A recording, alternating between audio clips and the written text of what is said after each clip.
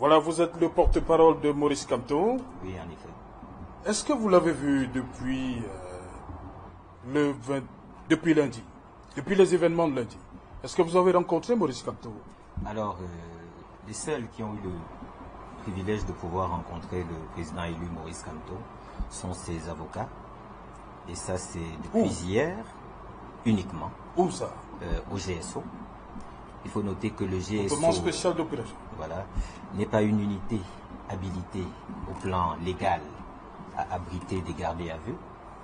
Il faut aussi dire que le président élu, avant d'avoir pu rencontrer ses avocats, avait pu quand même aussi la veille sur l'activisme vraiment très, on va dire, qui a félicité des avocats. Il avait quand même pu être alimenté. Figurez-vous que c'est hier qu'il a aussi pris son premier bain depuis qu'on a procédé à son arrestation. Pourquoi on en a péché ou bien c'était lui il ne voulait pas? C'était quoi le problème? Croyez-moi, le désir de prendre un bain, il a exprimé dès son arrivée à Yaoundé. C'est un besoin naturel à la limite. Tout comme je peux vous dire aussi que les conditions de sa détention sont d'une étrange et curieuse, je dirais, cruauté. Vous savez, quand vous êtes dans des conditions comme celle-là, et que même pour procéder à on va dire, des urgences naturelles de l'ordre du fonctionnement corporel, on vous menotte et on vous maintient menotté pour que vous fassiez ces urgences-là.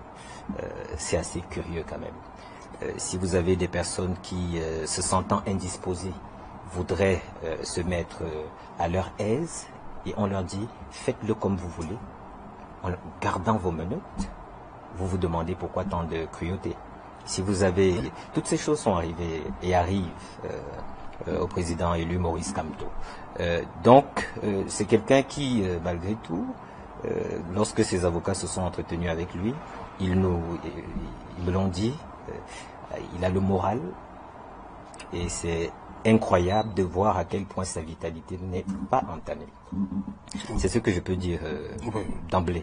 Ok, Jean-Baptiste Atimé, oui. Si vous permettez aussi. Oui, allez-y, Olivier. Il faut dire que le professeur Maurice Kamto a initié aujourd'hui une grève de la faim, dit-il, parce qu'il faut faciliter, et ça le plus rapidement possible, la libération des personnes qui ont été arrêtées avec lui.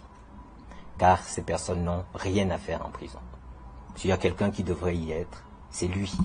Puisque c'est politiquement motivé, eh bien, il assume, mais qu'on libère les autres personnes. Il a engagé une grève de la faim et il entend la tenir jusqu'à ce que ces personnes aient été libérées. Dans la foulée, au niveau du GSO où il est détenu, il a été suivi par certains autres prisonniers, et la tendance est à la généralisation. Dans la grève de la faim. Oui. Il faut aussi dire que Valsero est curieusement réentendu ce soir au moment où nous parlons, des auditions nocturnes, dont on n'explique pas trop le fondement. Il faut dire que désormais un troisième avocat a fait l'objet d'une arrestation à Bafang, à la PJ. Il était venu assister 3 personnes qui étaient en détresse juridique, et une fois qu'il s'est rendu à la PJ, il a été arrêté. Et donc le nombre d'avocats désormais concernés par ces arrestations absolument inexplicables est monté à 3 désormais. C'est les dernières actualités. S'il faut faire un point de la situation, il faut aussi dire peut-être que dans le cadre de la détention qui est la sienne, le président élu a à ses côtés, enfin dans le même espace, le professeur Alain Fogué, parce que quand il s'agit du conseiller à la présidence Christian Pendaïkoka, c'est plutôt au CED qu'il est détenu. Donc, dans son cas, Alain Fogué au GSO. Il est au GSO. Avec Maurice Kamto, voilà, et Christian Pendaïkoka au CED. Voilà. Et Albert Zongan. Albert Zongan est au GSO. Au GSO. Lui aussi, il est au GSO. Donc, vous avez par exemple... Célestin Djamène. Célestin Djamène, il me semble qu'il est au CED. Je ne voudrais pas dire de bêtises. Il faudra que je vérifie sur les informations qui m'ont été données. Je ne voudrais pas trop m'avancer là-dessus. Mais je voudrais aussi, parce que j'évoquais le cas du conseiller Christian Pendaïkoka, dire que il est détenu dans une prison secondaire. On va en prison lorsque, au niveau au moins des auditions, on les a bouclées. Et donc, les faits sur lesquels vous avez été entendu peuvent apparaître à l'appréciation des juges au terme de leur ou information judiciaire ou simplement enquête ou instruction, peuvent apparaître suffisamment graves pour être constitutifs des faits qui vous sont reprochés. Alors à ce moment-là, il est délivré un mandat de détention et vous arrivez à la case prison. Des gardés à vue sont en général mis sous main des forces de l'ordre dans des unités appropriées. C'est le cas des commissariats, notamment les commissariats centraux, par exemple les directions, la direction de la police judiciaire, entre autres. Ok.